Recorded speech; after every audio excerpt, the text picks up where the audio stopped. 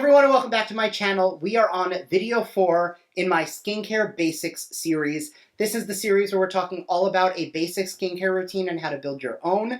A lot of people get a lot of skincare in subscription boxes, and it's really hard to know where things go. And if I don't say this is step 4, you might not necessarily know where it goes in your routine. So I will link a playlist up above as well as some individual videos. We have boiled down an essential skincare routine to 4 steps: cleanse, treat, hydrate, and protect. We've cleansed our skin, we've actually double cleansed to remove our makeup, we have toned, and we've gotten our skin ready for our treatments. In our treat step, we have found serums for the eye and face to help with our various skincare concerns, whether that is pore refinement, brightening, tightening, anti-aging, lifting, firming, the works. Once we've treated, we've locked it all in with moisturizers and eye creams to hydrate the skin, because like I said, a hydrated skin will age much slower than dehydrated skin. I always like to use the analogy of a piece of paper. Crumple it up and you can see the wrinkles, but if you run it under water first, you will see none of the wrinkles. Hydration is key. Today, we're going to talk all about protection, both day and night. We're going to go into some SPF recommendations, a great tinted moisturizer option with SPF in it, as well as some recovery face oils for the evening so that you have the best of protection day and night. So if that's something you're into, make sure to keep on watching and don't forget to subscribe because I upload every other day, and that'll be the best way to stay up to date on all the fun stuff I'm posting. So if you want to jump into some skincare basics, some recommendations, and some products I'm loving for step 4 in our skincare routine, the Protect step, stay tuned.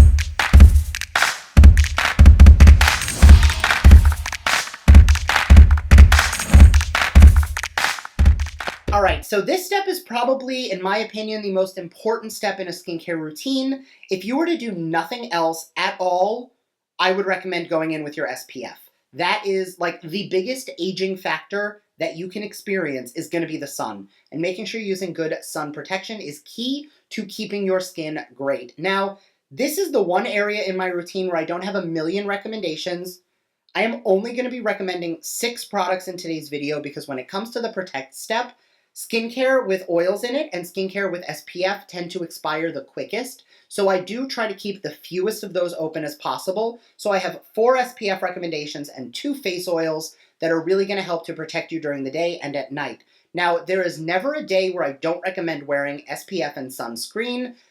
Even if you're inside, blue light, infrared, UVA, UVB, it all comes in through windows and it can still cause aging. Even if it's not causing a sunburn, you are still getting free radical and pollution and things that are getting into your skin. So sun protection is mandatory. I'm not going to go into this one for too long, but the CeraVe Hydrating Sunscreen SPF 50 for the body is what I currently use. I live in Florida. It helps to keep me from getting really ridiculously tan. It helps to protect me from any sun damage. Melanoma and skin cancer run in my family. So making sure to go in with sun protection for the body is super important. I don't think I've mentioned it in any other video, but remember, skincare does not stop at the neck. Neck, down, hands, they are the fastest way to show signs of aging. So make sure that you are putting your sun protection, your skincare all over the body and everywhere. I have 3 skincare SPF recommendations for the face, and you will see why I have all 3, and we're going to go into it. The first is going to be the one that I like for those of you who have more oily skin. This is the Murad Oil and Pore Control Mattifier Broad Spectrum SPF 45.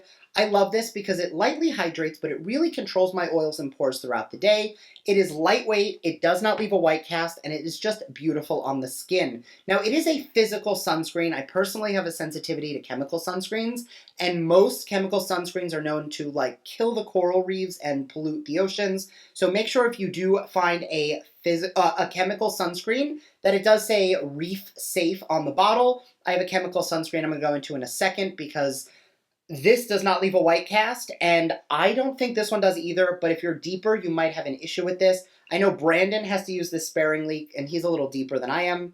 He's a lot deeper than I am, but if he goes in with too much of this, it will make him look a little gray. He doesn't have that issue with this one, so he actually likes to use the Supergoop Play SPF 50 Everyday Lotion with sunflower extract, water and sweat resistant up to 80 minutes. Now, when you are looking at your physical and your chemical sunscreens, it's always going to say on the back, reapply after 80 minutes of swimming or at least every 2 hours.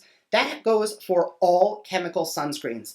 Physical sunscreen are putting up a physical barrier, so you don't have the same issue. However, FDA regulations do say you have to reapply every 2 hours with all sunscreen, but technically that is only something that is true to chemical sunscreens. So a lot of times people find a tinted moisturizer that has a chemical sunscreen in it, and I try and tell them, are you washing your face off and putting your makeup on every 2 hours? Because if you're not, you have no protection after 2 hours, the chemical stops working.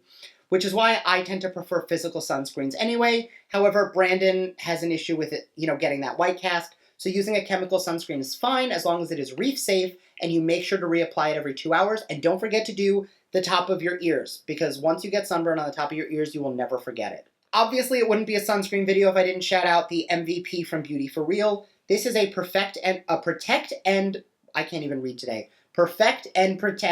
Moisturizer. It is a medium buildable coverage tinted moisturizer. In the cap, it also comes with a full coverage concealer, SPF 25 physical sunscreen. So this is great if you are looking for some makeup with SPF in it. I still recommend putting a broad spectrum SPF underneath to give you some sun protection, but you can absolutely go in with makeup on top that also has sun protection, just to give you a little bit more of that protection because of how much you need. It's usually do 2 fingers worth of product, and that is enough for your whole face. Otherwise, you are underusing your SPF. Super lightweight, very hydrating, amazing complexion product. It's my go-to for like everyday wear. This is probably my favorite complexion product on the market, period. Not sponsored, but you can use code BRETT20 to save 20% off. But again, nothing in this video is sponsored. I am giving you recommendations of things I'm liking and using. Nothing in here is sponsored. I have 2 oils I want to go over, and these are going to be the Protect step for at night. Now, we already went over sunscreen and we went over cleansing, and when you take a cleansing balm to remove your makeup, that's also going to dissolve away your SPF, and that is super important. But once we've done all of this double cleansing at night and we've added our serums and we've done everything and hydrating, adding an oil to finish the face is beautiful. Now, one of these oils I recommend using last, and one I actually recommend using under your moisturizer, and I'm going to go into why for both of these. So the first is going to be the Kiehl's Midnight Recovery Concentrate, a replenishing elixir of pure essential oils and distilled botanicals to visibly restore the appearance of skin by morning.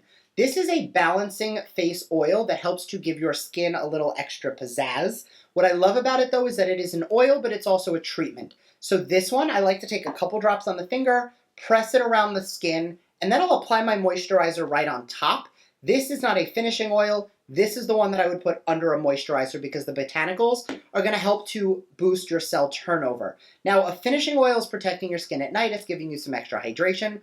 But really, you can use the best skincare on the market with the best ingredients. Nothing beats what our skin does naturally. So using a product like this is not designed to miracle fix your skin. This is designed to give your skin all of the ingredients that it needs to do what it does best. It allows your skin to repair itself better, it allows your skin to hydrate itself better, and it really boosts that cell turnover and resets the rhythm of our skin so that we are replenishing our skin as best we can.